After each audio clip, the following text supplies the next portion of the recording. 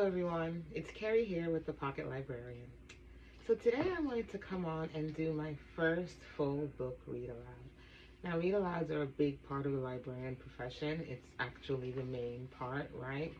And I absolutely love doing read alouds with kids. I like the whole process from book selection until we get to read it together and analyze. And I always talk about the differences that I see from the beginning of a school year to the end of a school year.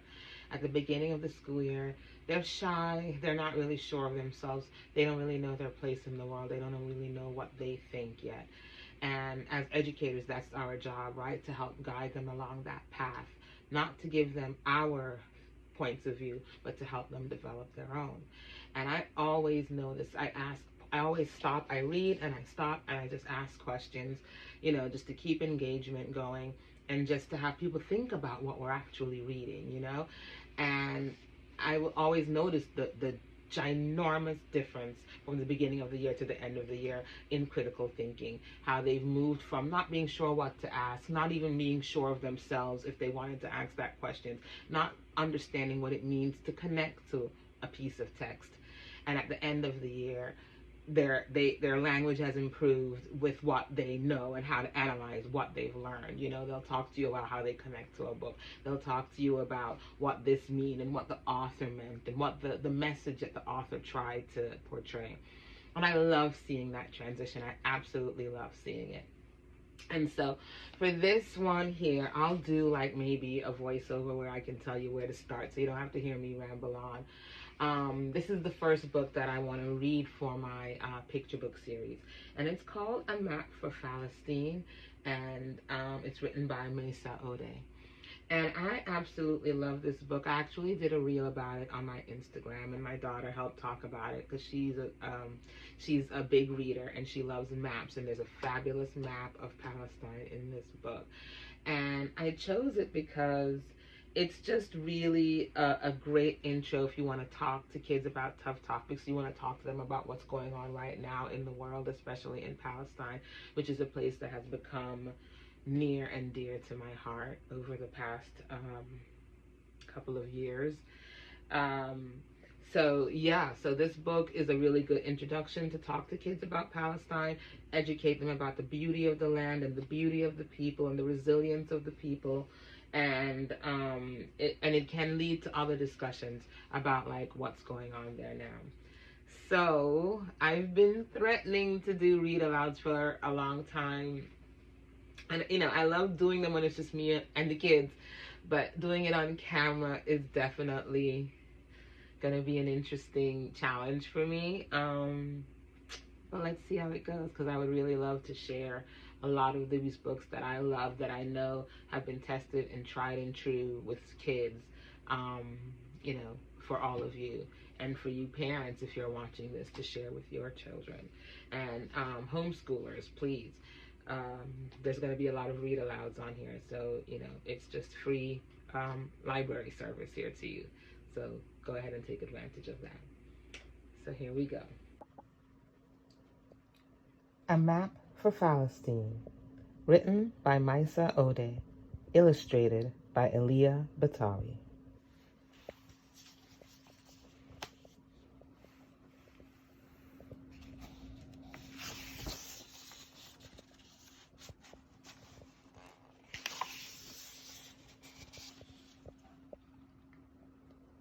One morning, Falasteen's teacher showed her class a map of the world. "Can each of you tell us where your family is from?" she asked. The children gathered in a circle and began sharing their stories with pride. But when it was her turn, Falasteen searched the map and found nothing. "Miss Baker, why isn't Palestine on the map?"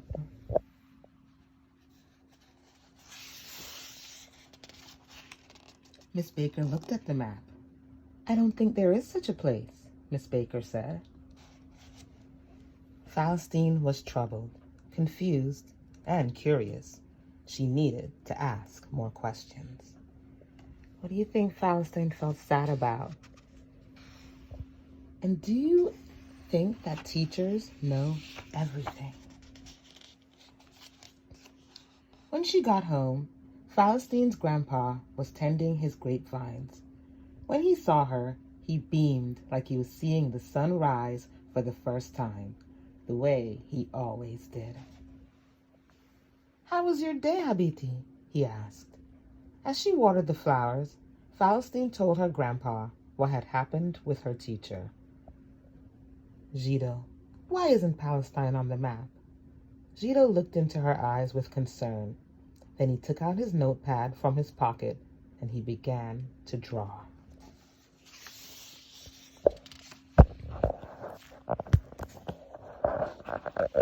First, an outline of what seemed to be an ancient tooth, like the fossils in Falasteen's dinosaur book. Then, ocean waves to the west, lines and borders to the east. With a steady hand, he drew little circles and gave life to cities and villages with names she had not heard before. He labeled one of those circles Huara, our home.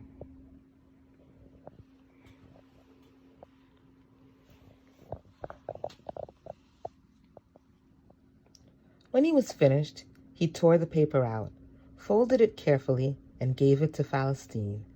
"Here is your map, Omri," he said, "a gift from me to you. Your teacher needs teaching.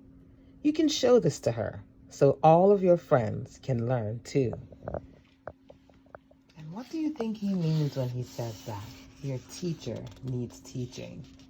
It's related to the question I asked before. When Falasteen went inside, her grandma was making her favorite treat, spinach pies. She washed her hands so she could help. As she filled delicate parcels of dough with a special blend of spinach, walnuts, sumac, and spicy red pepper flakes, Falasteen asked Teta, "Why isn't Palestine on the map?" Teta's eyes looked through Falasteen, and she spoke as if she was in another world. "The soldiers came with their tanks and guns. I carried your mother in my arms and ran to the Jordan River to protect our family from harm. They destroyed our villages and gave them new names. They burned the fields and the olive trees. We left our homes and many loved ones behind." And this is called the Nakba.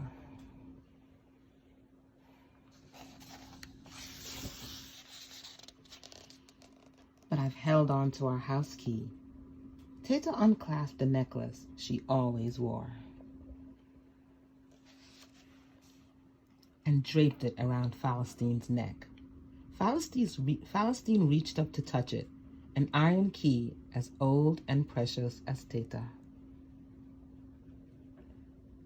Falasteen was quiet and sad. What do you think is making her sad here?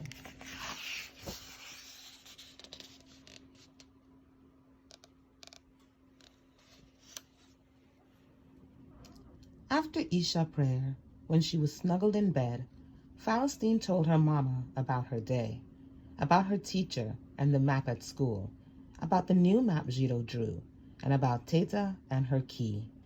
Finally, she asked one more time, for Mama had an answer to every question. "Mama, why isn't Palestine on the map?"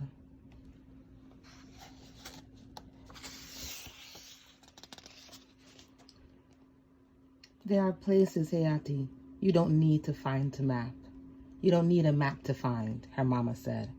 "Our favorite trail, your hideout in Teta's closet, the bird's nest in our chimney. Sometimes people live in countries. Sometimes countries live in people. Palestine lives in you and me."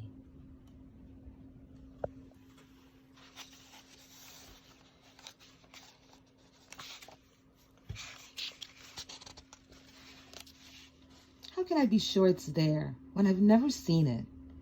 "There are things in the world you haven't seen with your own eyes," Mama said. "Your heart in your chest, the air in your lungs. From her olive groves to the sea, our homeland is as real as God above. Palestine lives in you and me.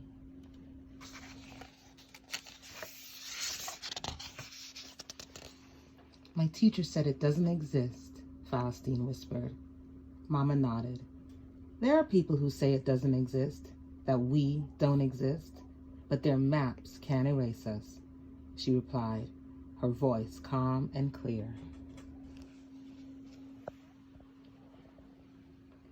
Their maps can't erase our memories.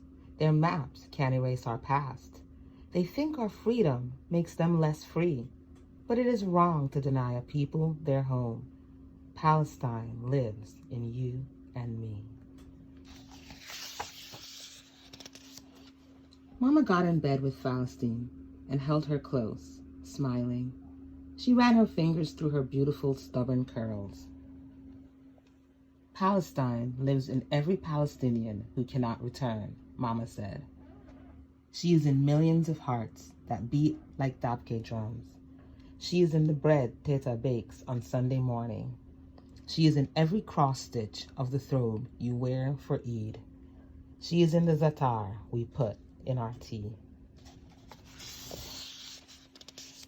She is Haifa and Jaffa and Ramla and Lid.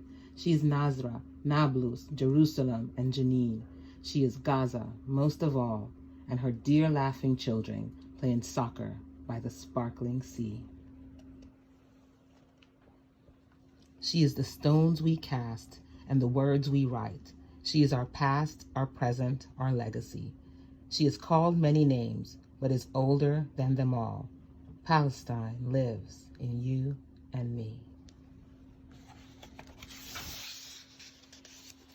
Falasteen smiled and closed her heavy eyes. She thought about showing her map and her key to her class in the morning, and she felt proud.